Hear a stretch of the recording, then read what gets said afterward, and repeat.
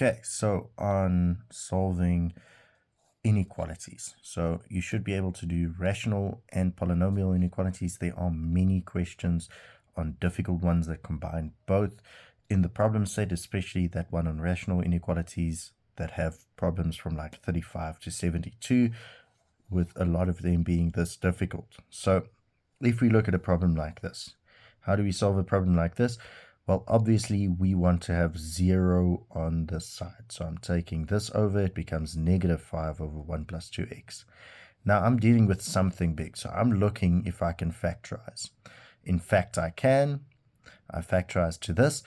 If I don't, and I just put them over the same common denominator by multiplying this, I'm going to get a gigantic mess of things. So always just look if you can factorize. Over here I could, so if I put it over the same common denominator, this thing can just stay the same. It's just over this 1 plus 2x, and on this side, x minus 4. This one becomes 5. It has to multiply with this x minus 4, and then it's smaller or equal to 0. So if I multiply that out, I would get minus 5x, and then plus 20, so equal to 0. And then I have 1 plus 2x, x minus 4. So now I'm going to look if I can factorize something here. After I've added them up, I can see it's x squared minus 5x and then plus 6. So now I look to see if I can maybe factorize something. Okay, even if I can cancel something out, I do need to note that these numbers at the bottom, x can't be equal to either of these.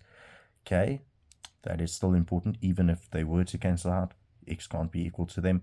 Okay, but let's look and see, what do I have here? Okay, so obviously I can factorize this. It's a negative here, positive here, which means it's going to be like, or can it be factorized? Let me quickly see. Okay, of course it can. X minus 2, x minus 3, they add up to negative 5, they multiply to positive 6. Okay, that's good. And then I have 1 plus 2x, x minus 4. So now I've factorized the thing. I'm looking for something smaller than 0 here. Okay, so now I need to note that 1 plus 2x cannot be true. So this cannot be equal to 0.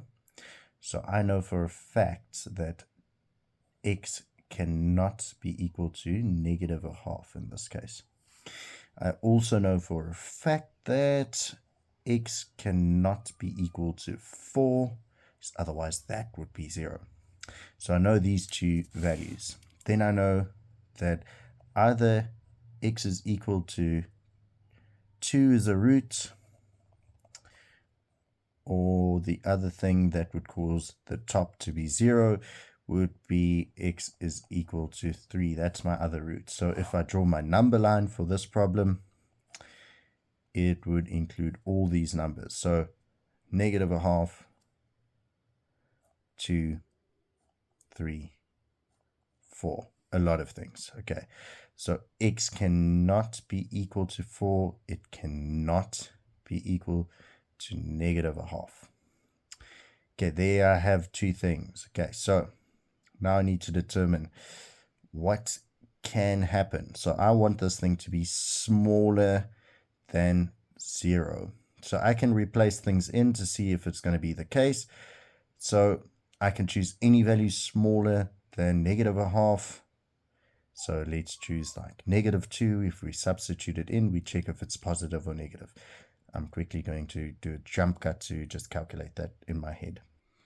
Okay, and it turns out that if I substitute in negative 2, this would be negative, negative, positive at the top, negative, negative, positive at the bottom. Positive over positive gives me a positive value here. Okay, so the next thing, let's substitute in 0 between negative a half and 2. So if we substitute in 0, negative times a negative is a positive.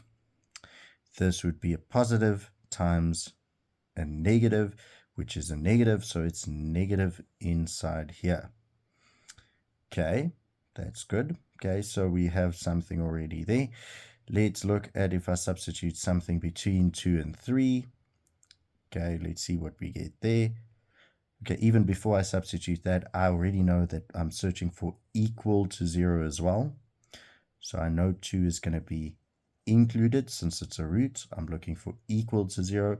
I know 3, in this case, is it 3? Yes, 3. Feels like I did something wrong. 3 is also going to be included since it's a root. Okay, so something feels wrong, but over here, positive, negative, positive, negative, positive would make sense for a graph to do. Oh, it would have asymptotes here, but let's just think. If we were to use this solution, I'll confirm if it's correct before posting this.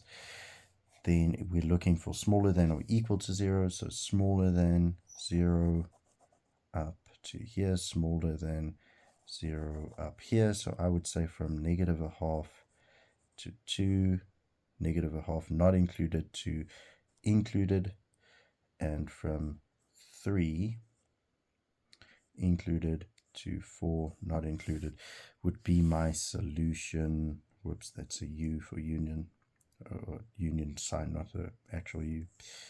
This would be my solution. It feels wrong though, so let me check.